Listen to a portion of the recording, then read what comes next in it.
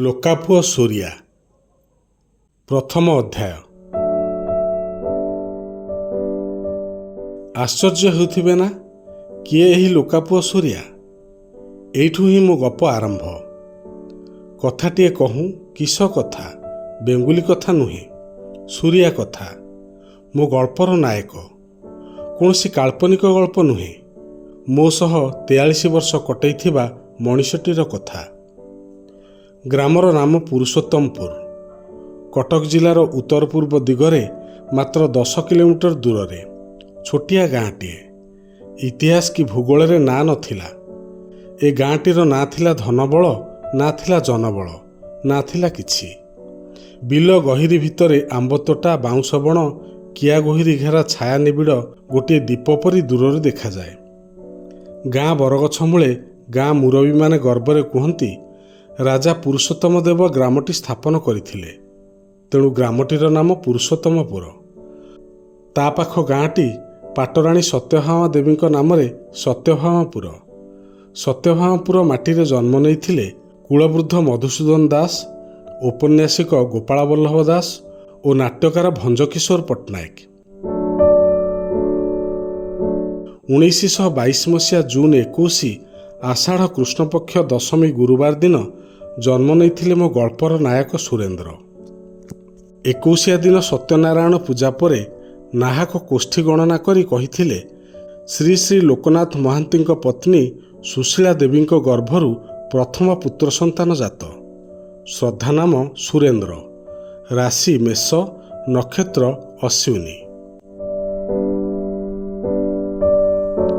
ପଥ ଓ ପୃଥିବୀରେ ସୁରେନ୍ଦ୍ର ଲେଖିଛନ୍ତି, ତାଙ୍କ ଜନ୍ମ ମହାନ୍ତି ସାହିର ତହସିଲଦାରଙ୍କ ଘରେ। ସେ ଜନ୍ମ ହେବା ବେଳକୁ ତହସିଲଦାର ଘରର କ୍ଷମତା ବଳ, ଧନବଳ କର୍ପୂର ପରି ଉଡ଼ିଯାଇଥିଲା। କନାଟି ପଡ଼ି ରହିଥିଲା ତହସିଲଦାର ଘରର ଆଭିଜାତ୍ୟର ସଂକେତ ରୂପରେ। ପଥର ପାହାଚ, ଦାଣ୍ଡ ପିଣ୍ଡାଟି ଥିଲା ବେଶ ଚଉଡ଼ା। ଏ ଦାଣ୍ଡପିଣ୍ଡା ଉପରେ ଚାଳ ଛପରରୁ ଝୁଲୁଥିଲା ସବାରି ଓ ଚିତ୍ରବିଚିତ୍ର ଜଗତର ପେଡ଼ି। ଖଞ୍ଜାର ବୋହୂମାନେ ବାହା ହେବା ବେଳେ ସେସବୁ ଜିନିଷ ଯୌତୁକ ଧରି ଆସୁଥିଲେ। ସୁରେନ୍ଦ୍ରଙ୍କ ପୂର୍ବପୁରୁଷ ଥିଲେ ମରହଟ୍ଟା ଅମଳର। ତାଙ୍କ ପୂର୍ବପୁରୁଷ କେହି ସେଠି ତହସିଲଦାର ଥିଲେ। ପୁରୁଷୋତ୍ତମପୁର ଗାଁ ପାଖରେ ଲକ୍ଷ୍ମୀନାରାୟଣପୁର ଗାଁ। ସେ ଲକ୍ଷ୍ମୀନାରାୟଣପୁର ଗାଁର ମଠଟି ବେଶ ବଡ଼ ମଠ ଥିଲା ଏବଂ ମହନ୍ତ ମଧ୍ୟ ଲୋକଙ୍କ ବିଶ୍ୱାସଭାଜନ ଥିଲେ। ସେ ମଠର ଜମିବାଡ଼ି କଥା ବୁଝିବା ପାଇଁ ସୁରେନ୍ଦ୍ରଙ୍କ ବଂଶର ଜଣଙ୍କୁ ତହସିଲଦାର ରୂପେ ନିଯୁକ୍ତି ଦେଇଥିଲେ ଏବଂ ସମସ୍ତ କ୍ଷମତା ମଧ୍ୟ ଦେଇଥିଲେ। ହଠାତ୍ ମହନ୍ତଙ୍କ ମୃତ୍ୟୁ ହୁଏ। ଚଞ୍ଚକତା କରି ତହସିଲଦାର ମଠର ସମସ୍ତ ଭୂସମ୍ପତ୍ତି ନିଜ ନାମରେ କରେଇ ନେଇଥିଲେ। ଅଭାବ ଅନଟନ ସହିତ ସଂଗ୍ରାମ କରି ମହନ୍ତଙ୍କର ବିଧବା ପତ୍ନୀ ଆଖିର ଲୁହ ଓ ଅନ୍ତରର କୋହରେ ଅଭିସମ୍ପାତ ବର୍ଷଣ କରି ଶୂନ୍ୟରେ ଧୂଳି ଛାଟି କହିଥିଲେ, ହେ ଧର୍ମ, ତୁ ଥିଲେ ବୁଝିବୁ।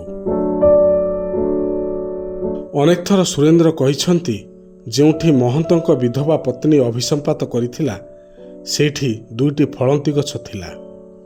ବେଶ ରସାଳ ଆମ୍ବ ଗଛ 2ଟି। ମାତ୍ର ମହନ୍ତଙ୍କର ବିଧବା ପତ୍ନୀଙ୍କର ଅଭିଶାପ ପରେ ସେ ଗଛରେ ନା କେବେ ବଉଳ ହୋଇଛି, ନା କେବେ ଆମ୍ବ ଫଳିଛି, ନା କେବେ କୁଆ କୋଇଲି ବସିଛନ୍ତି। ସୁରେନ୍ଦ୍ର ଏ କାହାଣୀ ଶୁଣିଥିଲେ ତାଙ୍କ ଜେଜେମା ଓ ଜେଜେଙ୍କ ପାଖରୁ। ଶୈଶବରୁ ସୁରେନ୍ଦ୍ରଙ୍କୁ ଭୟାଚ୍ଛନ୍ନ କରି ରଖିଥିଲା ସେହି ଅଭିଶାପ। ଅନେକ ଥର ସେ ନିରୀକ୍ଷଣ କରନ୍ତି ସେହି ଆମ୍ବ ଗଛ 2ଟିକୁ। ଆମ୍ବ ଦିନେ ଖୋଜନ୍ତି, କାଳେ ବଉଳ ଆସିବ, ଆମ୍ବ ଫଳିବ, ପକ୍ଷୀ କିଚିରି ମିଚିରି କରିବେ। ନା, କିଛି ହୁଏନି, କାରଣ ଅଭିଶାପ ପାଇଛନ୍ତି ତହସିଲଦାର ବଂଶ। ସୁରେନ୍ଦ୍ରଙ୍କ ବିଶ୍ୱାସ, ପୂର୍ବପୁରୁଷଙ୍କର ପ୍ରାରବ୍ଧ ଅପହରଣ ଜନିତ ଦୃଷ୍ଟିରୁ ପରିଣତି ତାଙ୍କ ପରିବାର ହିଁ ଭୋଗୁଛନ୍ତି। 1986 ମସିହା ଠାରୁ ତାଙ୍କ ଦେହ ଖରାପ ହେବା ପରେ ସେ ହାତ ଯୋଡ଼ି ଜଗନ୍ନାଥଙ୍କୁ ମାଗୁଣି କରନ୍ତି, ମଣିମା, ବହୁତ ହୋଇଗଲା ଆମ ବଂଶର ଅଭିଶାପ, ଅଭିଶାପ ମୋରିଠାରେ ଶେଷ କର ହେ। 1990 ଡିସେମ୍ବର 22 ତାରିଖରେ ଓଡ଼ିଶାର ସମସ୍ତ ସମ୍ବାଦପତ୍ରରେ ଏକ ମୃତ୍ୟୁ ସମ୍ବାଦ ଥିଲା। ଗତକାଲି 1990 ଡିସେମ୍ବର 21 ରାତି 12ଟା 15 ମିନିଟରେ ଓଡ଼ିଶାର ପ୍ରଖ୍ୟାତ ଲେଖକ, ସାମ୍ବାଦିକ, ରାଜନେତା ସୁରେନ୍ଦ୍ର ମହାନ୍ତି ତୁଳସୀପୁର ବାସଭବନ ଶିବାନୀରେ ଇହଲୀଳା ସମ୍ବରଣ କରିଛନ୍ତି। ସତୀ ଚଉରାରେ ପଞ୍ଚଭୂତର ଶରୀର ମିଶିଗଲା ମାଟିରେ। ତା ସହିତ ତାଙ୍କର ଗୋଟିଏ ପରିଚୟ ଲିଭିଗଲା। ସେ ଥିଲେ ପୁରୁଷୋତ୍ତମପୁରର ଲୋକନାଥ ମହାନ୍ତି ଓ ସୁଶୀଳା ଦେବୀଙ୍କର ଜ୍ୟେଷ୍ଠ ସନ୍ତାନ। 1991 ମସିହାରେ ତାଙ୍କର ପ୍ରଥମ ଶ୍ରାଦ୍ଧ ଉତ୍ସବ ଦିନ ସତୀ ଚଉରାରେ ତାଙ୍କର ସମାଧି ଲୋକାର୍ପଣ ହୋଇଥିଲା।